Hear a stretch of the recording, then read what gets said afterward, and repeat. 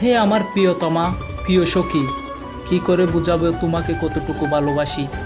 জানি না তোমায় না পেলে কি হবে, তবু আরেকবার বলতে চাই তোমায় ভালোবাসি। আমি আমার বিধাতাকে সাক্ষী রেখে বলতে চাই, তুমি ছাড়া আমি অসহায়।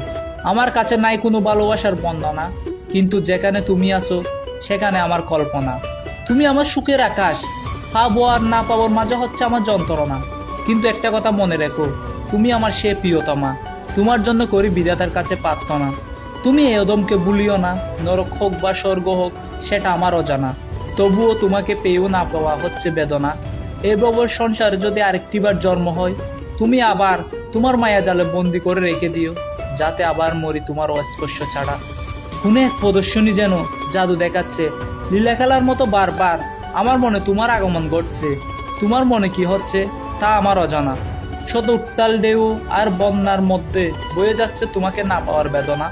কত রাত গভীর ঘুমে স্বপ্ন দেখি তোমার মায়াবী মুখখানা, তা তুমিও জানো না। আমার রব অবাক হয়ে দেখিয়াছে, এ কেমন মানব, বারবার ফিরে যেতে চাই সংসার চক্করের ভালোবাসার বেদনায়। যদিও বহুবার জন্ম হবে বহু রূপে, সব রূপে প্রেম হোক তোমার সাথে।